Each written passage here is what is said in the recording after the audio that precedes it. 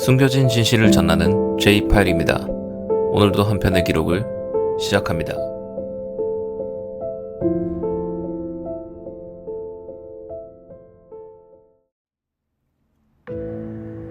한 아이가 놀이터에서 사라졌습니다. 그리고 2달 뒤 그 아이의 부모는 집으로 배달된 택배 상자 안에서 자신의 딸을 다시 보게 됐죠. 상자 안엔 잘린 머리카락과 옷조각 그리고 부패한 시신 일부가 들어있었습니다.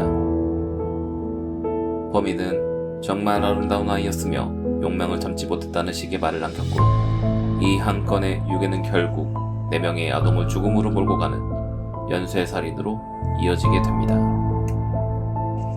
오늘 여러분과 함께 볼 사건은 단순히 유괴라는 단어로 설명할 수 없는 일본 범죄사에서 가장 끔찍한 사례 중 하나입니다.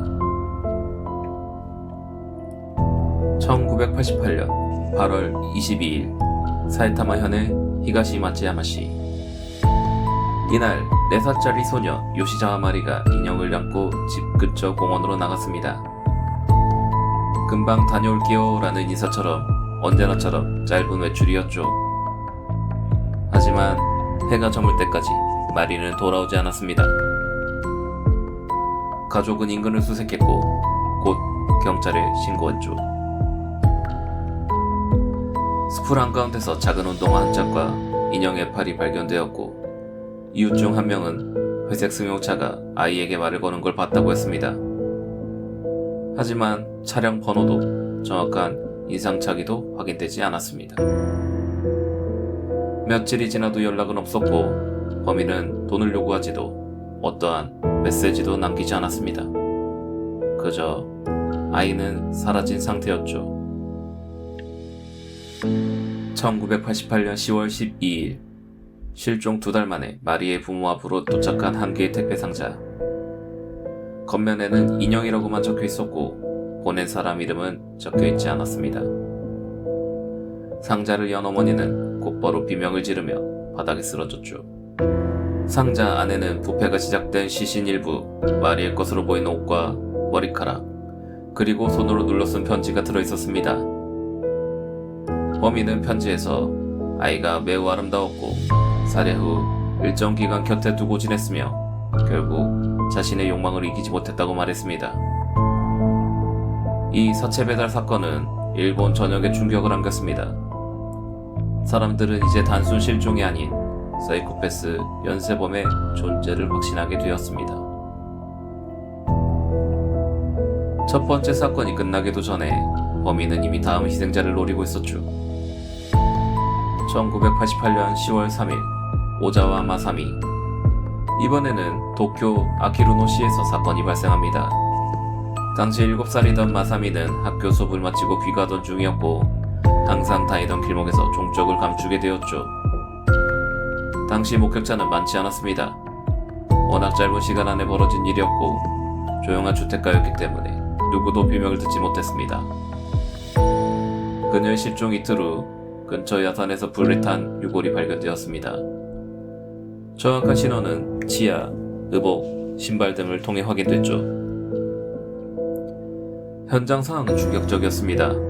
시신 일부에 불에 태워진 채 흩어져 있었고 타르 냄새가 강하게 풍겼으며 인근에는 소형 가스버너가 남아있었죠. 범인은 마사미를 유기한 뒤 한적한 곳으로 이동해 살해하고 시신을 불에 태워 증거를 없애려 한 것으로 보였습니다. 이런 행동은 단순한 살인을 넘어서 범죄의 흔적을 지우고자 하는 강한 의도가 담겨 있었던 것으로 보여집니다. 그리고 한 가지 이상한 점이 있었습니다.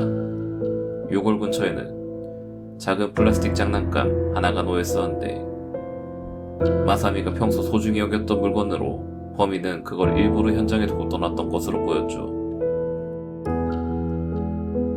2달 후 이번엔 사이타마 현에서 또 한 명의 아동이 실종됩니다. 피해자는 4살 난 유치원생 에리였죠. 에리는 오후 3시 무렵 동네 골목에서 마지막으로 목격됐습니다. 엄마를 기다린다고 말하며 가게 앞에 서 있었다고 했죠. 하지만 단 몇 분 사이 아이는 증발하듯 사라졌습니다. 수색은 강추위 속에서 계속됐고 경찰은 동네 곳곳을 탐색했지만 뚜렷한 단서는 나오지 않았습니다.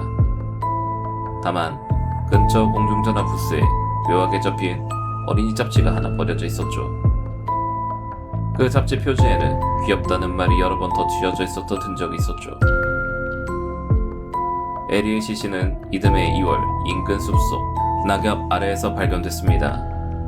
그곳은 평소에 사람도 잘 가지 않는 외딴 곳이었죠. 시신은 발가벗겨진 상태였고 손은 뒤로 묶여 있었습니다. 입에는 테이프가 감겨 있었고 머리는 땅바닥에 눕힌 채 숨을 거둔 것으로 보였습니다. 사망 원인은 질식사로 추정됐고 시신 주변엔 얇은 손정등과 방수 시트 조각도 남아있었죠. 범인은 아이를 오래 감금한 뒤에 살해한 것으로 분석됐습니다. 이 사건이 언론에 보도되면서 사이타마 지역 부모들 사이엔 공포감이 크게 달하게 됩니다. 1989년 6월 6일 이 사건은 범인의 마지막 범죄로 기록됩니다.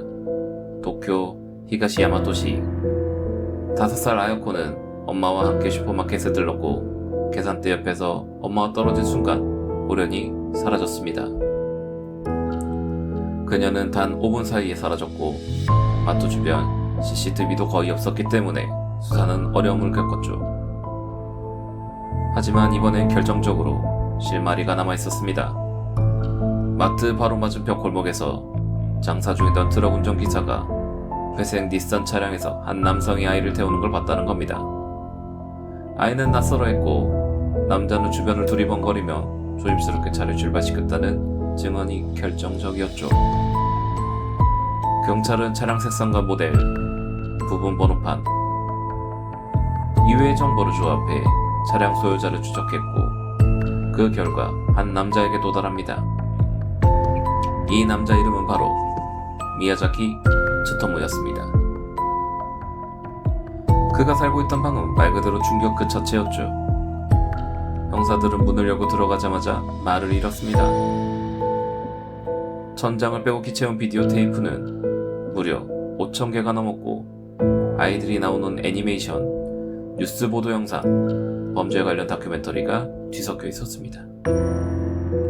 그 중엔 피해 아동들의 뉴스 화면을 편집한 테이프도 있었고 시체 옆에 누워있는 자신의 모습을 담은 영상도 있었죠.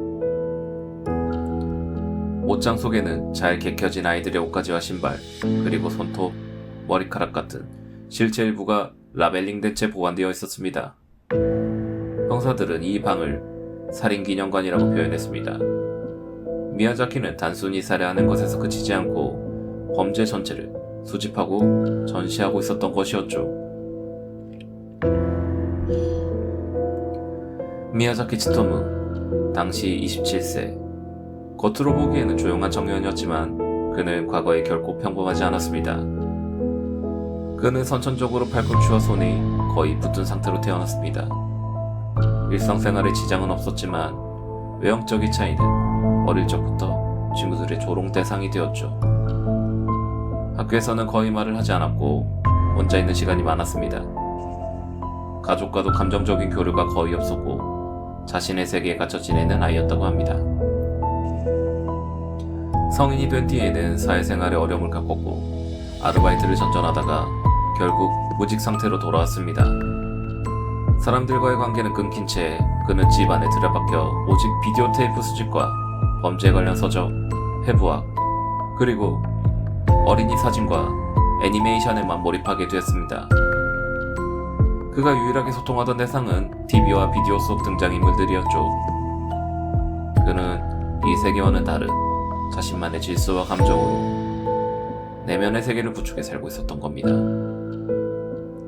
수사 도중 그는 살인을 미학적인 감정으로 설명하려는 태도를 보였습니다. 피해 아동에게 어떤 감정을 느꼈는지 묻는 질문에 그는 사랑과 죽음의 경계를 혼동하는 듯한 모호한 진실을 반복했죠. 정신감정 결과 그는 조현병이나 중증 정신질환자는 아니었고 충분한 사고 능력과 현실 판단력을 가지고 있다는 결론이 내려졌습니다. 즉, 이 범죄는 계획적이고 의도된 것으로 완전히 정상적인 사고 범위 안에서 나온 범행이라는 뜻이었습니다. 1989년 체포 이후 미야자키는 약 7년에 걸친 긴 수사와 공판 과정을 거칩니다. 그는 초기에 범행을 부인했다가 이후 자신 안에 또 다른 인격이 있다고 주장했으며 자신은 그저 지켜보고 있었을 뿐이라고 진술했습니다. 하지만 번복되는 자백과 영상자료, 피해자의 유품 존재는 그 어떤 변명도 무력하게 만들었죠. 일본 전역이 이 재판을 주목했고 그의 비정상적인 사생활이 하나씩 밝혀지면서 그를 단순한 범죄자가 아닌 괴물로 보는 시선이 퍼지게 됩니다. 1997년 도쿄지방법원은 그에게 사형을 선고합니다. 재판부는 전례 없는 비정함과 반복성, 그리고 피해자 유족의 깊은 고통을 고려할 때 사회로부터 격리시키는 것 외에는 방법이 없다고 판결했죠. 그 후에 10년 이상 사형은 집행되지 않았습니다. 그리고 마침내 2008년 6월 17일 도쿄 구치소에서 미야자키 츠토무의 사형이 집행되었습니다. 그의 나이 45세. 그는 조용히 사라졌습니다. 어떠한 반성이나 유언도 남기지 않았고 마지막 순간에도 그는 스스로를 피해자라고 여기고 있었던 것으로 알려졌습니다. 아이들은 단지 놀러 나갔던 겁니다. 엄마를 기다리고 있었고 집에 가는 길이 없고 아무 일도 일어나지 않기를 바라며 하루를 살고 있었죠. 하지만 누군가의 일그러진 집착과 욕망은 그 짧고 평범한 하루를 완전히 무너뜨렸습니다. 이 사건은 일본 사회에 커다란 상처를 남겼고 아이를 잃은 가족에게는 회복할 수 없는 고통을 남겼습니다. 지금 이 순간에도 세상 어딘가에 또 다른 고립된 자, 또 다른 미야자키가 있을지 모릅니다. 그렇기에 이 이야기를 기억하고 전하는 것, 그것이 우리에게 남겨진 책임이겠죠. 오늘의 J-파일 여기까지입니다. 시청해주셔서 감사합니다.